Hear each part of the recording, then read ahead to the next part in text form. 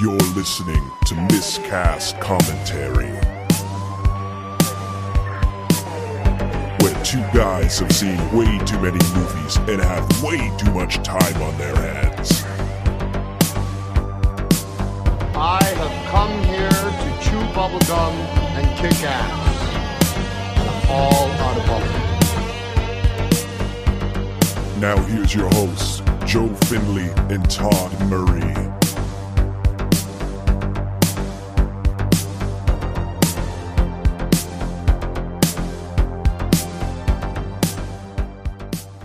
Hey everybody, welcome to Miscast Commentary. I'm Joe Finley. I'm Todd Tebow, the Sailor Murray. Tons to talk about. Make sure you stay till the end because we have our interview with Andrew Cassese today, and you're going to hear even more from him next week when we do the movie that we're talking about, which we'll get to all that in a little bit. After credit scene. No doubt. Oh yeah, it's going to blow your mind. Yeah, you better believe it. Tons to talk about today. We've got, right off the bat, the new Spider-Man No Way Home trailer. I was going to say Far From Home, and I knew that was incorrect. But Isn't that the name of the other one? That was the last a little one. close on the old titles here. Homecoming, Far From Home, No Way Home. And then the next one is House Party 3. Ooh! Yeah. It's House Party! Spider-Man is Miles Morales is in it. He's played by Play. Oh my god.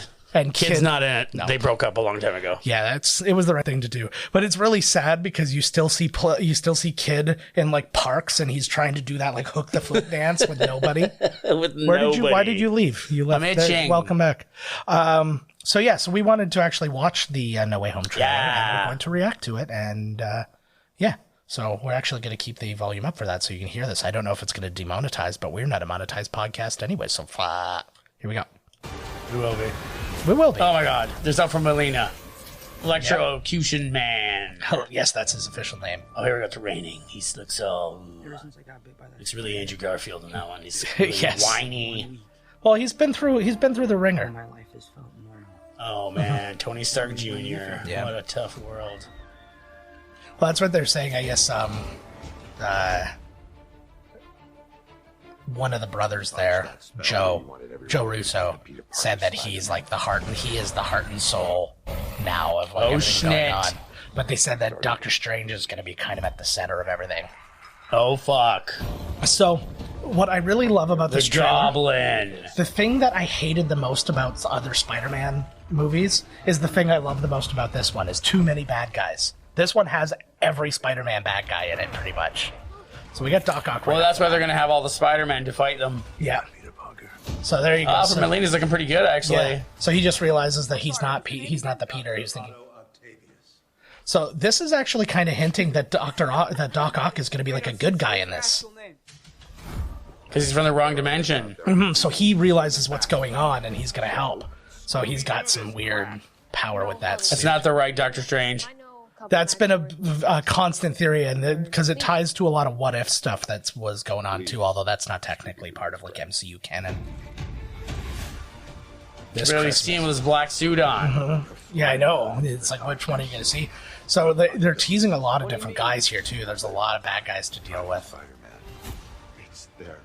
So this is the thing: is he's basically telling him that all of these bad guys die by Spider-Man's hand, so he has to kill all the bad guys. And he's saying he won't do it. Pull you out of your body routine. Yeah, it's an old trope, but it works. Oh man! So they changed Electro. He doesn't look all he's not anymore. blue and everything. So I like that. Well, I think they made it tech like it's gonna be terrible because he's gonna take all the bad guys on and beat them all in like half an hour. Mm-hmm. Yeah, they don't even come until the last 10 minutes. So that was something big going on. There's Lizard and Sandman. I didn't see Sandman, I just saw Lizard. There he is. Yeah, he's giant sandstorm. Now, somebody pointed out and shot. I'll talk about it when this is done. So they're fighting on top of the thing. Somebody had a theory that this is going to somehow... out of there. She's a goddamn liability. What the fuck's she even doing there? Right? All Spider-Man girls. Should have broken up there a long time ago. Her life's in danger every time she hangs out. You selfish prick. Right? Well, I mean, Superman was all about Lois Lane. Love it. I like that because Who's coming through? Thanos? Well, he just said they're starting to come through. It didn't say what. So that is. I think that's going to be the other No, I It's think all that's the going to be Spider-Man. spider folks. So yeah, it was Andrew cool. Garfield. But people, because I mean, everybody's like, well, you don't see any of the other Spider-Man, and we all know that all the other Spider-Men are going to be in it. Oh my God. But what was I have to interesting, show you everything. right? Well, but I guess somebody saw in that one spot where there were the 3 bad guys and Spider-Man was coming at them. If you look really close and slow it down, Lizard is going forward, and then you see his head go like this, and they're like, what made him do that? So they think they actually CG'd out the other 2 Spider-Men in that scene. So that's an interesting So they went theory. through the ad like clip by clip by clip by clip by clip. Yeah. clip. Oh, well, it's a constant thing now, and it's like a funny joke, but it's actually the truth, is that the day after one of these trailers comes out, there will be a 40-minute video dedicated to the 2-minute trailer. Right. And they go down frame by frame. They and they're go like, "Here's-" down. So you could see in the background, this actor's there, so that's proof that this is happening. And then there's this. There's also now rumors, well, I think all but confirmed at this point that that Daredevil is in the movie. And then What about Kingpin? that's the next part, is they've been asking him, and everybody's deny. Everybody's going shaggy on this. come on. Wasn't me.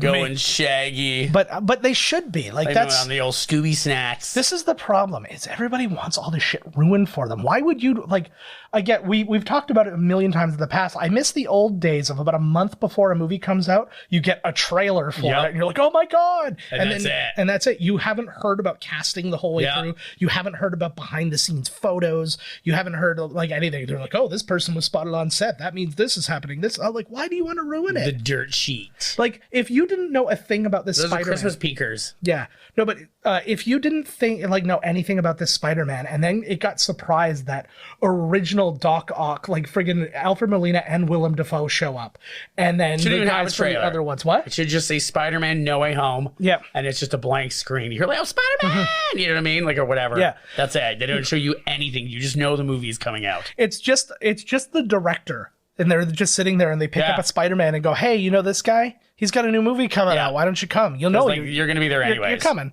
Why do they have to show anything?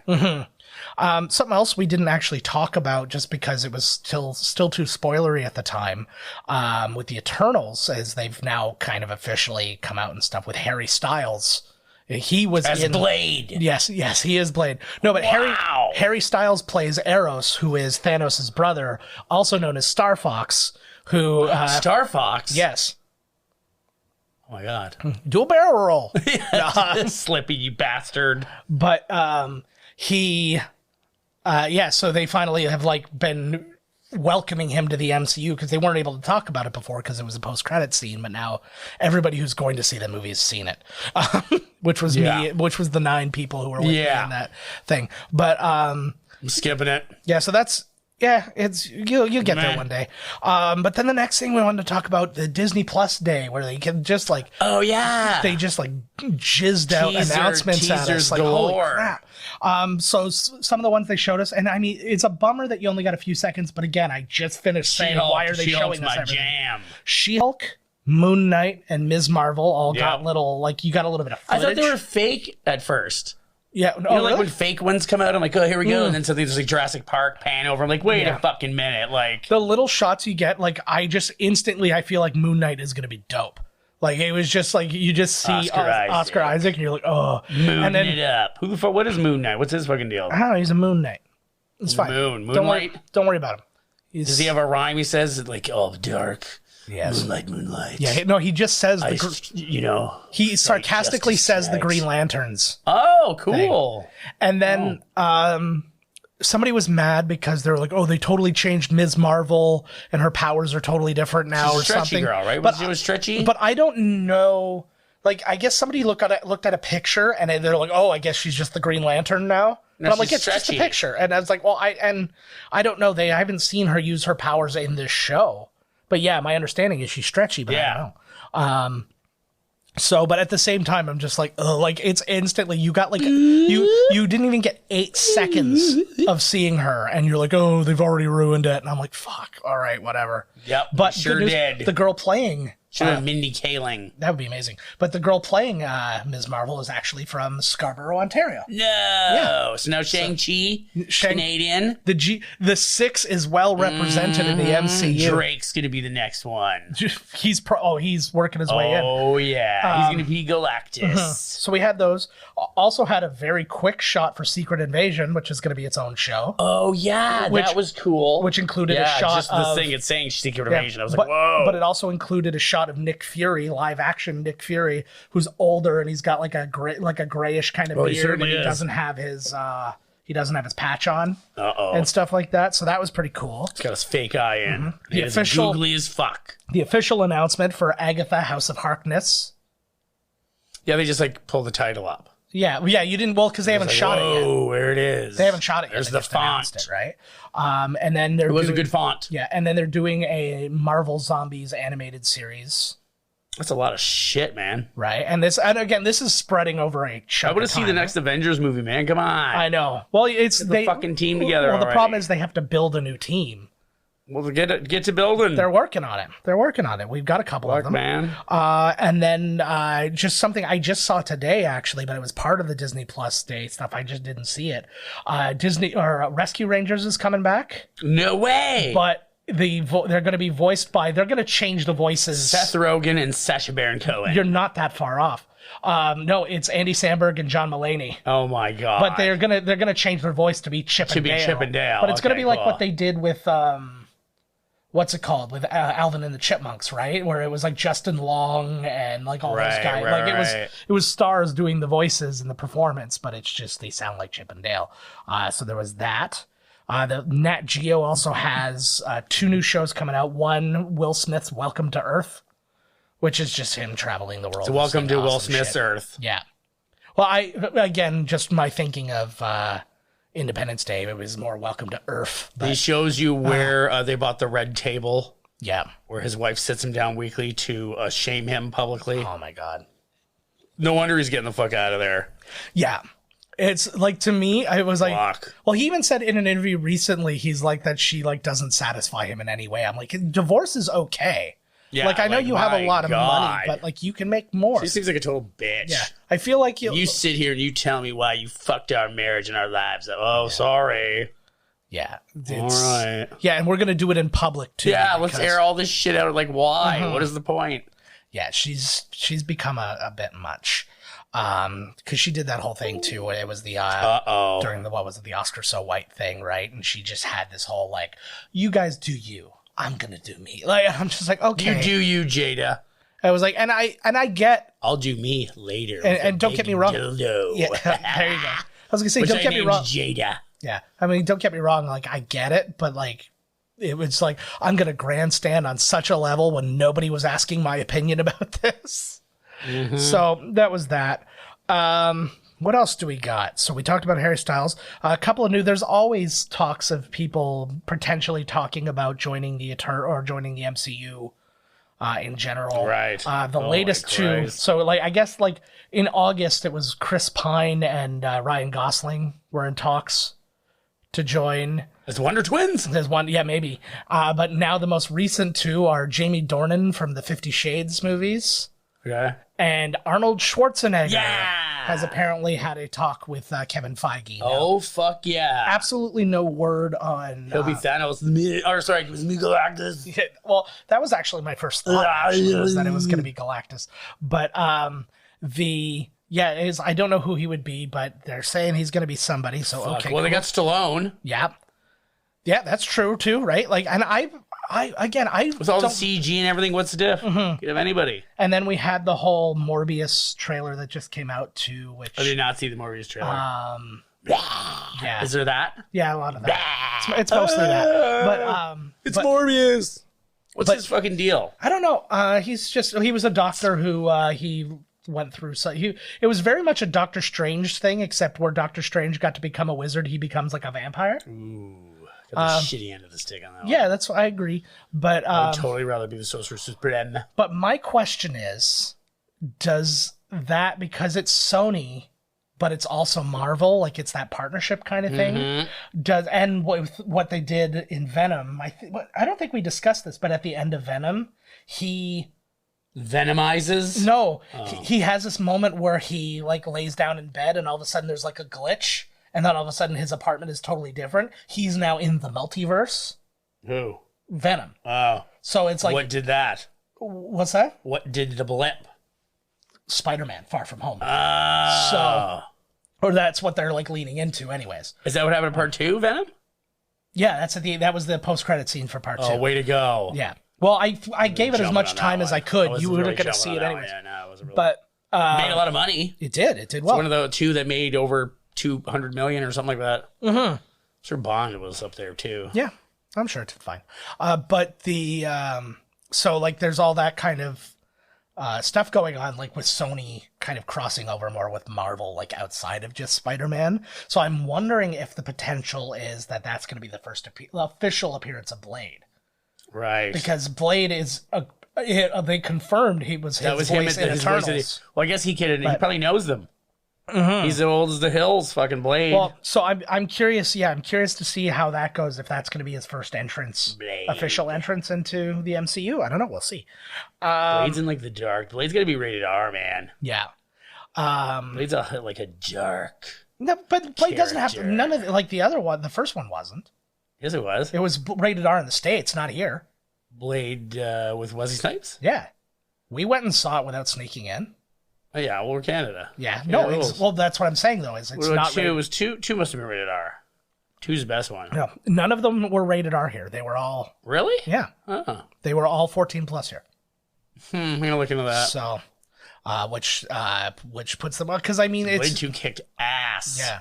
But, I mean, there's, like, it follows all the PG-13 rules. They said fuck once. They said, like, the violence was what it was. There's no real blood. Yeah, it was like, well, they're fighting monsters and stuff. But it's like the same thing with all the Avengers movies is what do you do when you have to kill everybody? It's like, well, that's going to be rated R violence, not if they just turn to ash. Yeah, and then, true, right? Yeah. Yeah. So really, there's... And then the Brood took the rain and blood thing, right, for their entrance. They're like, oh, God, it's raining blood. Oh, they dove into that at just the right time. I loved Gangrel. Gangrel was a fucking man.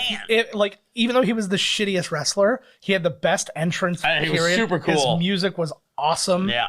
I would just play based that. on entrance alone. Well, and he'd come up through the floor, and like it was just Edge like a whole... came in during Crown Jewel like that. Yeah. He did his Brood entrance. Because he had to get hardcore because Seth Rollins crossed the line. Oh. Whoa. You think you know him. You don't know him. You do not. You don't. Last thing to talk about in the Marvel universe is Michael Keaton is currently shooting some Vulture scenes, but nobody knows for what. Yes. Vulture, the new show.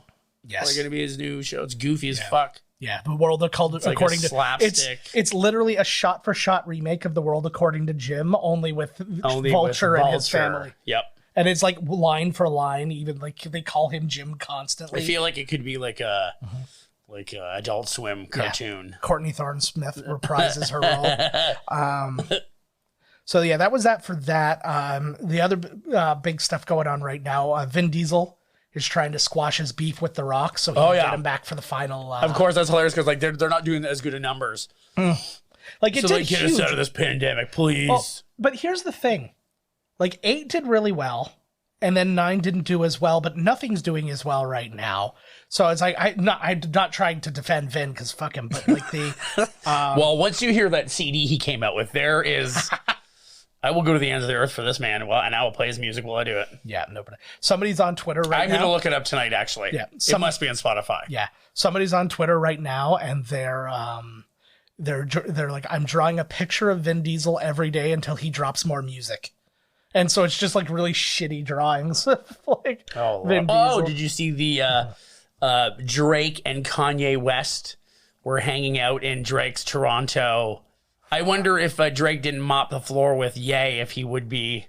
Well, I think their beef was completely fake anyways. Oh, of course. Most rap beefs are like, fake. help me. Oh, my God. Drake better not show up at church. Marilyn Manson's going to be hanging out there. The only rap beefs that have been proven to be real are the ones that have ended in gun violence. Yeah. All the other ones feel, at the very least, like they're solely... That's why nobody believe our beefs, man. I know. Fuck you. Couple of shots got to be blah, blah. Yeah. Braka. That's fucking right. The new Mastodon album came out. Yes. It's totally amazing. You told me about we talked about that last I don't give a shit. Yeah, Talk okay. about it every fucking time, man. There you go. Mastodon. Get it. Today. This episode brought to you by Mastodon, I guess. It's going to be beauty. And then the final thing to talk about. Grey's Anatomy. Yep. Has it been on too long or not long enough? The answer is not long enough. When it gets to season 40, we'll talk. Oh my God. It has to be on, and it has to be like Survivor, where it's 2 seasons a year. I think that eventually they'll go into a room and it'll be Ellen Pompeo's like head, and it'll be like all this boop, boop, boop, boop, boop, boop, and then like maybe an arm sticking out, and she's still like, save their lives. Oh my God. No. What should we do with the hospital if we unplug? You know, if the power goes out, then Ellen will die. The final episode. She is the hospital. There you go. The final episode should be just her head. Yeah, her head in a jar, but it's still alive, still animated. And the door opens. Their door opens, and there's a silhouette on her, and she just goes, "Dreamy, you came back." And then that's the end. But also, I have a new thing, is that the final episode of every TV show needs to reveal that it's part of the Transformers cinematic universe. Oh my God, you haven't seen a Transformer the entire time, but the very last scene, part of the like Bumblebee pulls up, and then Ellen Pompeo jumps in, and it's like, "Let's go, B." Or they just look over and on the mantle is a picture of Bumblebee and them. Anything like that. Yeah, you're like, what the shit? I started that with The Walking Dead. I'm like, if The Walking Dead had any balls, the last episode would reveal that they were to the SpongeBob universe. That'd be amazing. Hey, they're under the sea, so it could totally be happening at the same time. That's right.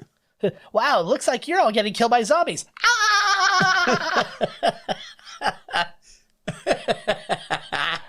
All right, well. I absolutely loved that. Thank you very much. Hurt my throat more than I wanted it to. Well, because I always Oh my God, you almost sound like, what's her name from Zordon? What was that fucking bitch's name? Oh, God. You mean the robot that didn't have a gender? Yes. Yes. That was voiced by a man? Yes. Okay. That bitch. Oh my God. So Lil Nas X was on Maury. Finally. To, I don't know, something about his baby not being his baby. I don't fucking know. Because he gave birth to Montero, and now he's asking what's the baby daddy. Is it the real baby? I don't fucking know. Finally. One of them gave birth. They're fighting over who's the baby daddy. Daddy, baby. I don't fucking know. But yeah, he was on Maury. How old does he have to become just Nas X? Ooh, good call. And when does Nas come into the picture? Oh, and then Nas is going to be like, well, sorry, bud. Yeah. Like, I'm Nas. Yeah. Yeah, I'm Lil Nas. I'm Nas, and I'm infinitely cooler than you are. Oh, yeah. You shouldn't say that. That's something a phobe. I'm sure somebody will think of it, whatever a phobe it is. Yeah. Phobophobe. What if I have a terrifying fear of phobes? It's called current coolophobia. Yeah, this guy's the current guy, but Nas is better.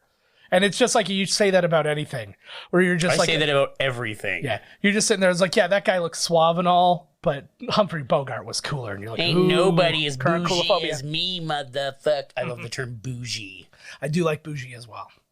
I've been watching a lot of Maury lately. That's problematic, dude. Why? I'm just on YouTube, and then suddenly, you know what I mean? They're ripping ingrown toenails out, and then I'm on Maury. I've been watching like Mr. Beast constantly, which is funnier. I'd rather watch Maury. That's more true TV. That's more real life down to it, you know? Nothing more true than the same woman finding the 50th man who's probably... This guy's definitely... I know I got gangbanged that one time, and it was a 74 guy. I don't know how. But this is definitely the one who was the father. There's no way. I never had sex with anybody else. This can't be real. And I love, too, because the guy... They still get the guy, too. Mm-hmm. He's still like, baby, I'm sorry. And they're like, well, you sort of are still the dad. Yeah. And it's like, fuck you. I am the fuck out of here. Boo, boo. Yeah. You brought me on this show for all this nonsense. We're done. Yeah. I mean, it's not even my kid. Yeah. But you still will now have to raise the kid. Yeah. Because they put you on Maury. And when you sign the contractual agreement to be on Maury and stay in a hotel, you've signed on to now raise this baby. Oh, no. Imagine that. That was like a free night in a hotel, raise a baby. I'm wondering if... That's a good deal. That could theoretically be true. The hotel has a pool. I look up every now and again just to see if you're looking up, and you've constantly been looking up. So are you. I see you looking up. Well, because I keep looking up to see if you're looking And that's up. why and I'm doing it. I can't disprove that. It is a flawless argument. Yep. It certainly is. All right. So speaking about people who aren't other people's fathers, Andrew Cassese from Revenge of the Nerds is not our father, and we interviewed him. We did. It was awesome. Because our dads won't talk to us because mine's dead. That's not why he won't talk to me. It's because I won't buy a Ouija board because I'm scared. And they're terrifying. But I'm scared that it might be for reals. It is. That's why you don't freaking do it. Parker Brothers, come on. They make Pringles. Mattel. It's like, yeah, what, you think Mousetrap can't trap a mouse? Oh, Jesus. yeah. You don't think Pringles can bring back the dead? They have. They will, again. If you stack, you have to stack the right ones. It's a regular, a pizza, and then like Wendy's had a flavor for a little bit. Oh, they did. Yeah. What about the new Justin Bieber flavored Timbit? Oh, I don't even want to fucking talk They about that. taste exactly like Justin Bieber's. People are literally going Depression. in asking for Bieber balls. I want those Bieber balls. Why are they covered in Oreo cookie crumbs? Ooh. But yeah, that's the thing. If you're not from the U.S., They should make a Shania Twain tasting donut. Yeah. like old. I don't give a fuck. Yeah, that's No fucks given, bud. So your vagina tastes like a Timbit. That don't impress me much. But yeah, so that is a thing that's going on here. If you are, well, I guess Tim Hortons is more of a force in the U.S. than it was before. Yeah, there's like one. If you there's a bunch, and like if you, particularly in New York State, like I think there's one in Times Square now. Oh. But I know we've made it. Yeah, we did it. But like they're next to that cowboy guy in his underwear. It bled into New York, but I don't think it went any further than that. Well, it's because like they never made it to Jersey, baby. No, they didn't. But what is that? People calling in? Yeah, no, it was just something disconnecting for us. It's something that they can't hear. And this is the electronic equivalent of walking into a spider web when you're really far away. Nobody else knows what you're doing, but you reacted to it, and now we're all a part of it. Oh, fuck. I had no idea. I thought everybody could hear it. No, nobody could hear it, and you just fucking blew the entire episode. Well, redo. Right. Well, there's a fucking throw this one in the trash. We need to dive into Andrew Cassese hard now. Oh, yeah. All right. So we had a great talk with him. We're going to play the first chunk of the interview now. Next week, we are doing Revenge of the Nerds 2. We'll get into that in a minute. And we're going to play clips from our interview with him that you won't hear here, talking about the movie. And then the same day as we release that, I spit everywhere, but the same day as we release that, I'm going to release the whole uncut interview. It's fucking awesome. So let's get right into it. Let's talk to Andrew. And we are very lucky here today. You knew him as Wormser in the Revenge of the Nerds movies, and he's been so kind to come and talk to us today. Andrew Cassese, how we doing, sir? Hey, how you guys doing? Thanks for having me on. It's great to be here. I'd say way too nice as we mucked around with the computer. It didn't work. Lots of technical difficulties. Lots of charades. A lot of charades. Like half the interview was in charades. You know, you got it going on. That's all that matters. You're making it happen. Mm-hmm. We are all the past is prologue. That's right. It's true. You betcha. All right, so we'll get into kind of the obvious of it first, because you were such a young actor at the time, the Revenge of the Nerds stuff. And what is it like getting into acting? Like, how do you get into acting so young? How do you decide you want to do that? And That's an interesting question. You don't do anything on your own when you're young, so my parents had a lot to do with it. I was always a rambunctious kid, and I would sing a lot. I was way into music and singing, and I still am. And so somebody thought, it was actually a teacher thought, there's a production of this local production happening, theater production, musical. It was Oliver. So why don't your kid should audition for this, or you should audition for this. I don't know if they just asked me and I asked my parents, or they, everybody knows each other. It's not that big a town, or I guess it's kind of big now, but it's certainly grown. But are you talking about New York City? I'm talking about Patchogue, Long Island. Oh, actually, wow. just got a mention in the series. What is it? The Hulu series. I don't know. Can I mention Hulu? I don't know. That's fine. I'm under no contract. Or not. just mentioned in the by Steve Martin in that, and what is it called? Only Murders in the Building. But they kind of threw all these Long Island towns under the bus. I was like, my brother called me. He was all excited. Oh, they mentioned Patchogue in this show that my parents and I and everybody had been following. And so we were all tuned in to watch it. And I was like, they kind of kicked us in the butt. That was kind of mean. But, I like even that's off of somebody that's been in movies, that in a movie, when they mention where you're from, you're like, yeah, that's me, that's me. Well, Patchogue, whoever mentions Patchogue, it's like we still react that place. We still react that way. We're Canadian, and if you just mention Canada in general, it's like, yeah. It's good to have pride in where you're from. It's even if they're making fun, who cares? It's an honor to be nominated. What was it, that Simpsons episode where they're at the very end? They're like, I can't believe we made the Canadian national basketball team. It was 2 children, and that was and we were high fiving. They were good kids. They were quite good. Good hustle. But yeah, it was that. So some of the adults in my life got me. Were like, this kid should be doing that kind of thing, and I was lucky enough to make that connection after that. And my dad, is a show business, not a show business guy, but he's been in bands all his life. So I want to give a nod to my dad for being like, I'm gonna make something out of this.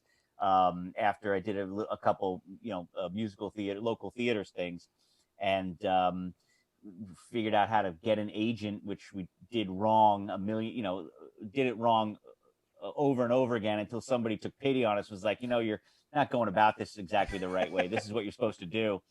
And that person was like, actually there's an audition for, they're looking for a vacation replacement for this play, this Broadway show that had just won a Tony. Oh, wow.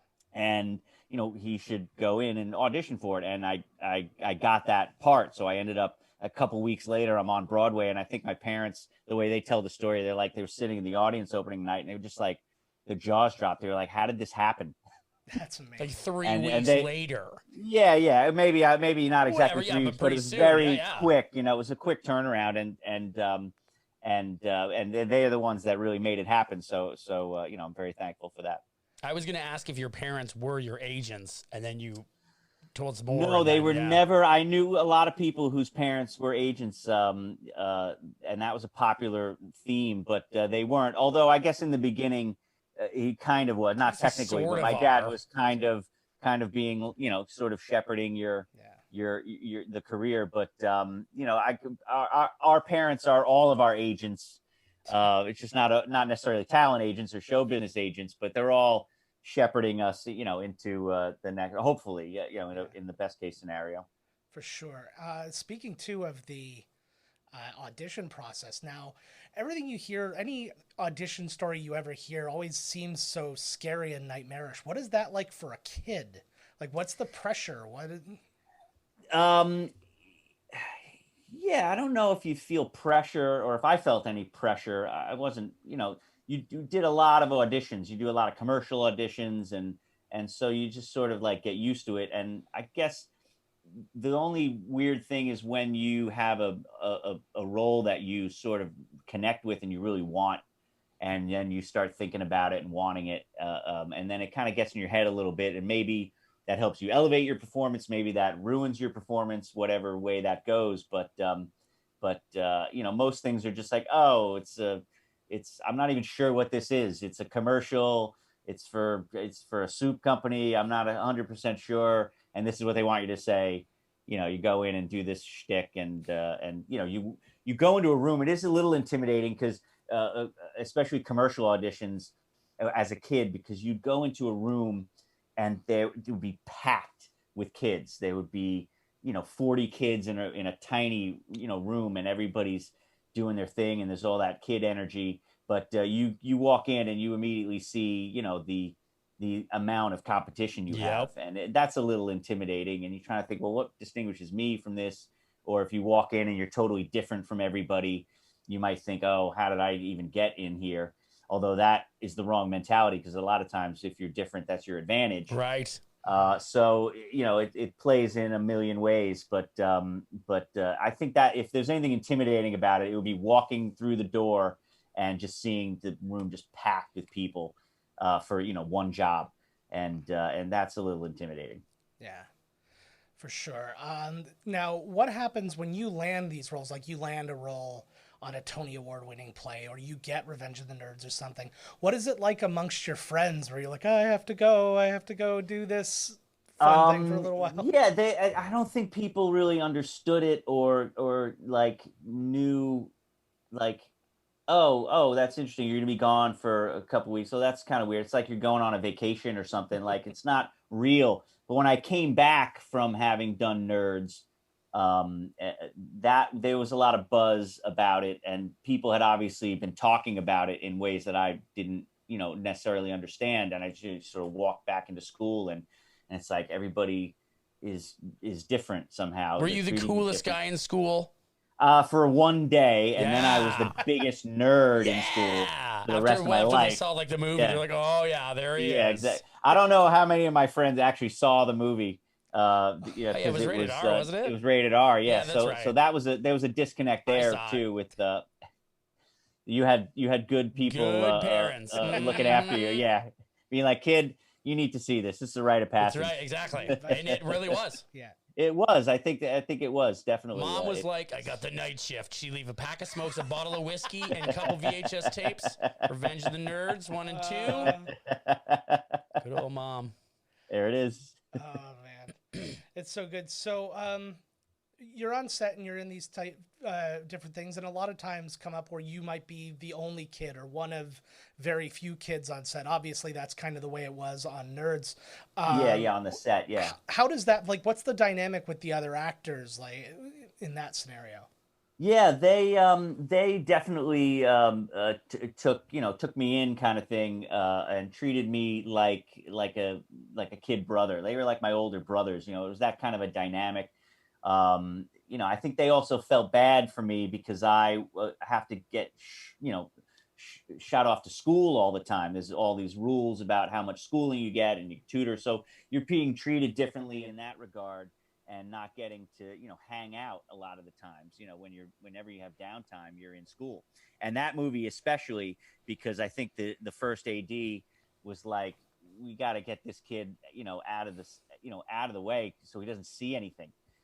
I was totally gonna ask the same thing. How old were you when they made the movie?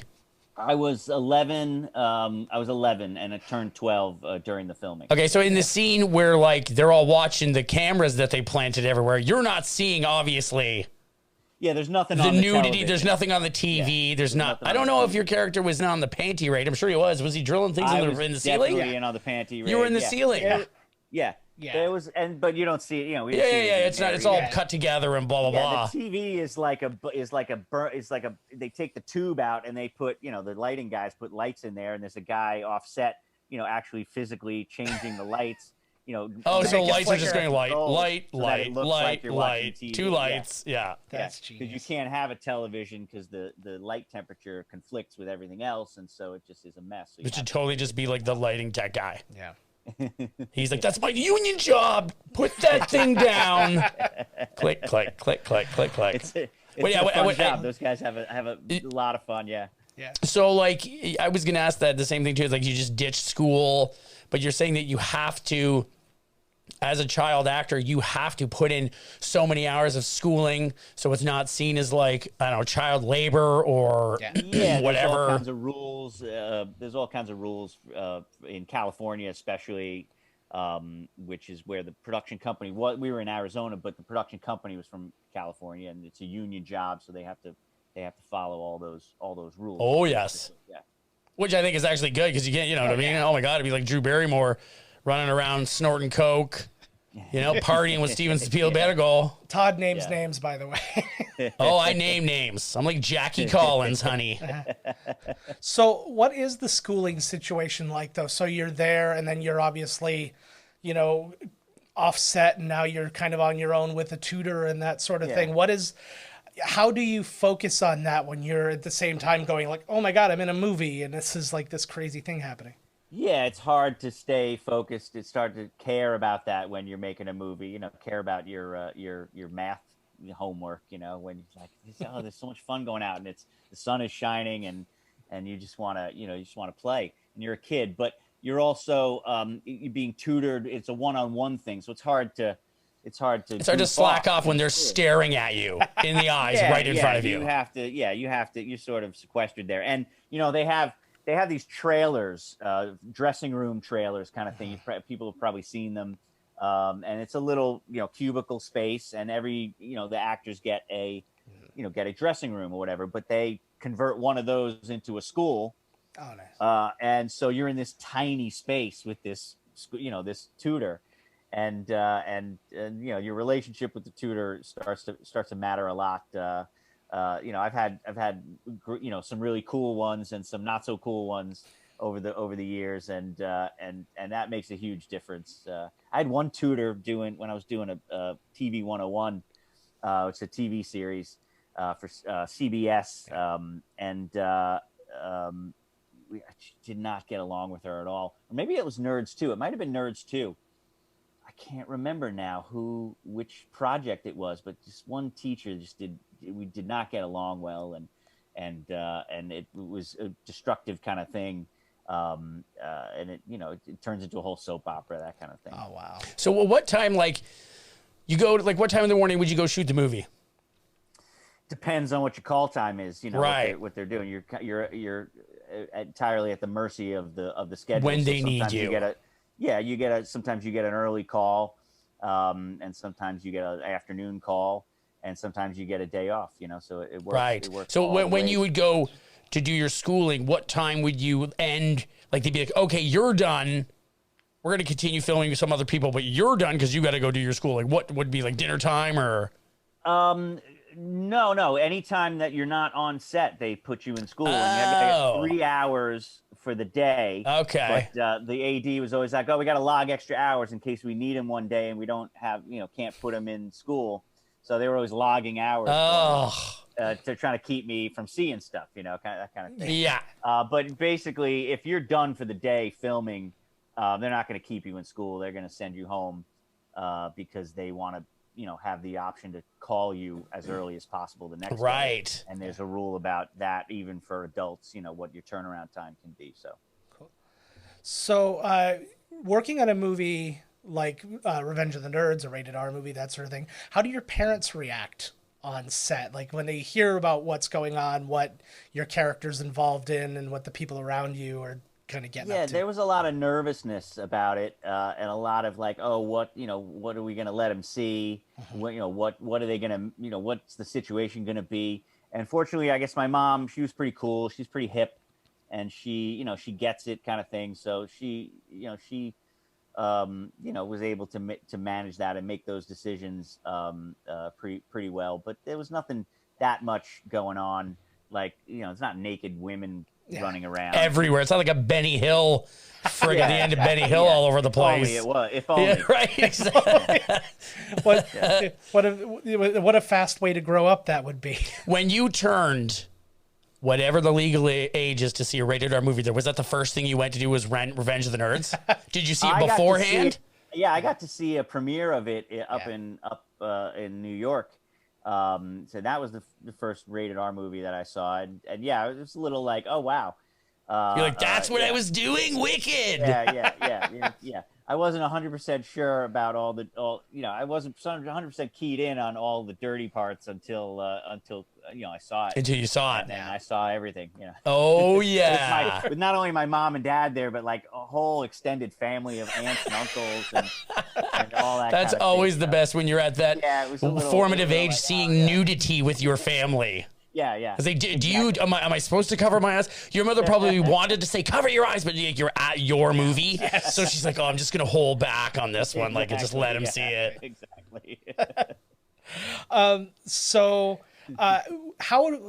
I'm thinking about the director in this situation. So, what's your relationship with the director? How does he kind of explain to you, okay, here's what's about to happen, or here's what you think here's what you are seeing, even though you're not seeing it? I had a great relationship with Jeff Canoe. We hit it right off immediately in the first audition, and he was great to work with. He I don't know if he did any prepping or for any of that stuff, or like, here's what you're gonna be prepared for. But we worked together on that scene with the boobs, and you know, he sort of left it up to me. There was copy that I had seen, and most of that is from that copy.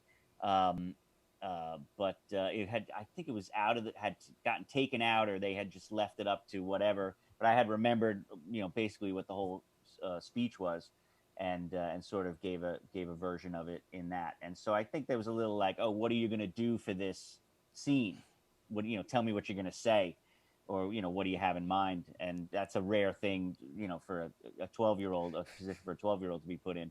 But if I was fortunately prepared for that, and it all worked out pretty well. Nice. What did, like, when you would go off to do your schooling or whatever at the end of the day, would the other guys hang out with themselves after, or did they all go to their trailers, or do you even know if whatever happened or not? Yeah, everybody's doing their own thing, but they did try to hide me a couple times.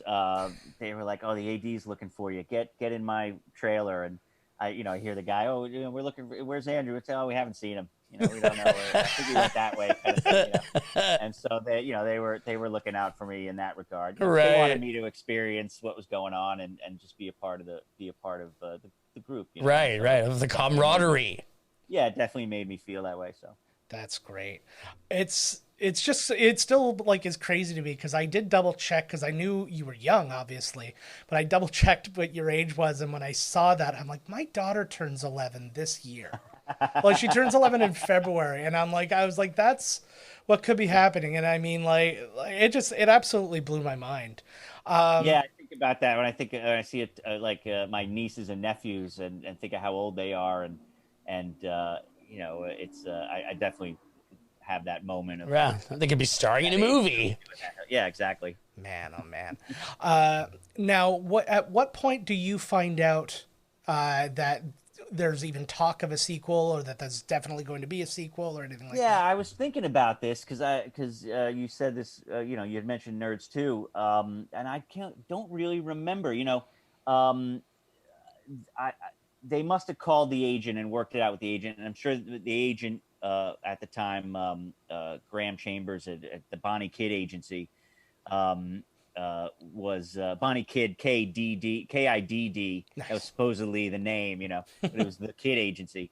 They just worked it out and called up and were like, "Hey, they're doing this sequel." So I don't remember that well, or how that all came about. But I do remember, you know, being pretty excited to do another, you know, to have another movie to be doing that. Wait a second, so you said it was KIDD, Kid Agency? Yeah. Like as if a kid wrote the word kid and you accidentally put another D in? Exactly. Like, is this like a trustworthy company to really? Oh my Lord. Yeah, who's running this thing? So now the second movie, you got a different director. You've got different kind of locations. You're in paradise, all that. How is the experience different between the two? Yeah, a little older, a little wiser, I guess. Joe Roth was the director of the second movie, and I think it was like his first feature, I think, or very early on. He had done something before that. He's primarily an editor, like the Kentucky Fried Movie or something. Yeah. Remember Ooh. that? Oh yeah, I'm in Kentucky Fried Movie doing like some basketball scenes with Belushi or somebody, whoever's in that, Chevy Chase or somebody. Nice. And that's a funny clip of Joe Roth, but he was great. He took on a little father figure role and had a relationship with me. And I remember I was a little too like of a smart ass though for him. He tried to like do a magic trick for me, like a card trick or something like that. But I was following it. I was like, oh, you know, it's the trick, or whatever. And he was kind of like frustrated with me. I feel bad about that because he was such a nice guy. Well, I ruined it. I was kind of a dick. He's directing a movie about a guy, you know? He's directing a movie about a bunch of geniuses, and he's trying to trick them. That's not great. Yes, but they don't cast geniuses; they cast actors. So I know. Now the gap between the movies was long enough that obviously, again, you said a little older, a little wiser. You know, puberty happens. You're growing up on camera. And this is something I think about a lot of the time because, like, so many kids who do that and they're on, like, a TV show that goes through all of those years and you have to have all those experiences. What is that like to be on the big screen and in that form? That was weird going through puberty like that because a lot of people thought they had recast the character. And I would have to explain that a lot. It's like, no, that's still me. I'm still in the set. You know, I came back and aged. oh, didn't they get a different kid for the second one? No, that's me. You know, No, just time. Just also underscored just how different I must have looked to people because to me, I looked, you know, like me still. Yeah. You know, I thought it was you the whole time. Totally, Yeah.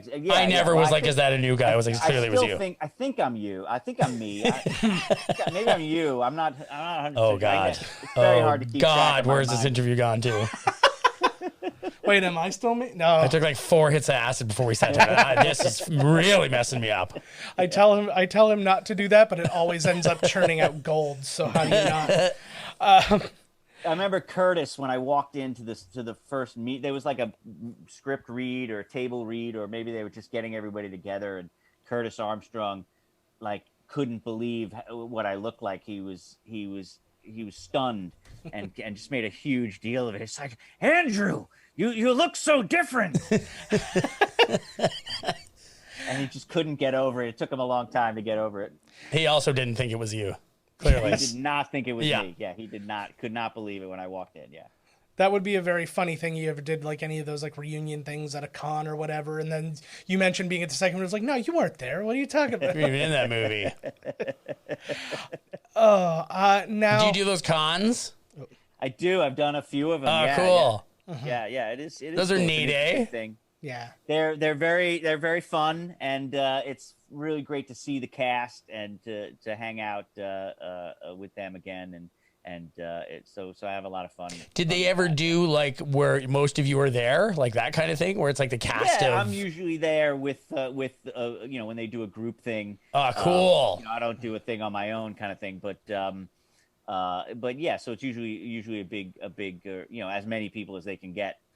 Usually it's sort of a rotating, you know, band of characters, but they usually get like, you know, 4 or 5 of us. So. Nice. Right on. And does it feel kind of like you guys probably see each other, like not all the time, obviously, but enough that you just kind of like, you know, fall into your old ways, like old friendship? Oh yeah. There's well, not necessarily old friendship, but you know what our relationships are now. Yeah. And I know Curtis and Don Gibb have a whole bit routine that they play up for the crowd of, you know, this little like sort of rivalry, and like Don Gibb always plays like he's actually an alpha beta and still hates us. I love that. That's what I was thinking. Like when you said, It's a lot like, of fun, did they revert back to the nerds? Like, Yeah, you know, no, when they, Yeah, absolutely. Well, I don't think we can end on anything better than that. Andrew, thank you so much for Thanks coming and hanging guys for out. having me. Thank Thanks you. for having me, and thanks for it was fun chatting. Yeah. Oh, absolutely. it was a blast. And this is the second time I got to talk to you because we connected originally when we were on you judged Dueling Decades, and I was a contestant on that. I looked back, I didn't win, but no hard feelings, whatever. I thought I was just gonna like choose every 80s. That was my plan going from the beginning. I was just like, it's all 80s. Yeah. But the 70s turned out to be pretty good, and 90s surprised me too. So it was a tough choice a lot of the time. Oh, it's a fun show to get into with that sort of thing. But yeah, thank you so much. We will. I'll let you know when this is going to go out. I think it's going to be I think it's going to be about mid-October. It's going to go. Time for the Dune release. I'm gonna be competing with the Dune release. Oh yes. Which is weird. This is the first. This is the first one we're ever releasing in theaters too, which is very weird. Simultaneously with our streaming service. It's all the same now. Everybody's got screens in their home. It's all democratized. There's only one screen. You know. Absolutely. Yeah. All right. That'd be great. Yeah. Let me know about that, and thanks for having me on. And thank you. You guys be well. Absolutely. You too. Thank you so much. Right on. All right. Take it easy. Take care. So that was Andrew. It wasn't funny at the end. He was crying. Sorry. It was really, that was the deep part when he got really deep and he gave that monologue. Oh, yeah. Sorry. Yeah, Jesus Christ. But no, he was awesome. He was so fun to talk to. And yeah, we're going to hear more from him next week when we do our next movie. The monologue he was doing actually was one that they had cut out of him in Schindler's List because they said it was too intense. No, it was from the sequel to Death of a Salesman called Death of Another Salesman. And Why did they keep going in there? Yes. Why? It's a sales trap. Yes. But yeah, so we're really excited about that. But we got to do what we usually do, which is talk about the movie we're going to see next week. That is Revenge of the Nerds 2. Spoiler alert. Well, what do you know? Let's have a listen to the trailer. We're back. Nerds. Yes, after years of abuse and humiliation, they finally earned a trip to paradise. This is going to be a great year. Nerds. Geeks. 2 rum and cokes, please. I don't want nerds staying in this hotel. But even in paradise, there's still the odd men out. Checkout time. Over here is the beautiful Olympic-sized swimming pool. We gotta get rid of these guys. We gotta get rid of them in a major way. Get your hands up. Turn around. We outsmarted them. We framed them. We got them arrested. We're doing nothing. Last year we were messed with, yes, but we fought back and we won. We can do it again, guys. I say we fight back now. It may take vision. Can I get you a drink or something? It may take guts. It may even take all summer. But once again, the odd will get even. Revenge of the Nerds 2. Nerds in Paradise.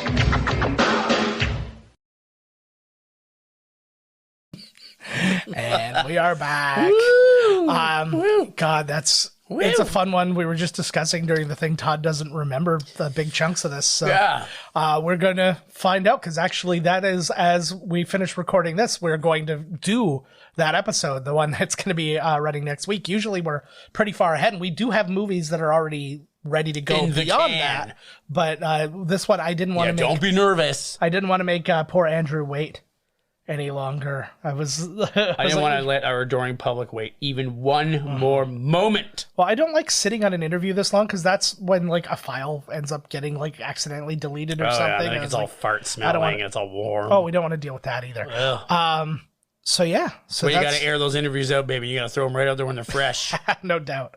All right, guys, that is it for this episode. So, but tune in to hear more from Andrew Cassese next week as we talk about Revenge of the Nerds 2. Visit us at miscastcommentary.com. Email us podcast@miscastcommentary.com. Find us on Twitter at miscastpodcast. I'm at miscastjoe. Todd's at miscasttodd. You can see that tweet he did that one time, and It's a good one. it was fine. It was, I would say it was the least I was racist on it. thing. I started Instagram. I'm on all the titty ones. It's like all just titty pics. There's tons of titties on I know, it's like all but it crashed. I think I got titty overload on the thing. You'll have to see it later. Okay. I'm gonna start putting videos on. Putting videos on? Titty videos. Nice. He only follows accounts where one titty bigger than the other titty. Oh, way bigger though. Like way bigger. Yes. Like a way off. Like a D and A. I don't want to get into it, but I dated a girl who it was a very, very drastic thing. There's nothing wrong with that. Nothing wrong with it at all. She was an amazing... You should see one of my testicles compared to the other one. She was an amazing young lady. She broke up with me because I couldn't pick her up at the airport, but other than that, she was great. I thought you were going to say because you couldn't pick her up like this by her tits because one was too small. Now, I got to get this off my chest, but I'm going to say because like this led to like only a couple months later me meeting Carrie, so I mean life got great immediately. But yeah, we were dating, and I think you regret every moment of your life after that woman. Yeah, don't you? But I had you give your children up. Yeah. I think you do it all. Yeah, it's fine. But probably. But no, she asked me to pick her up at the airport, and I said yes.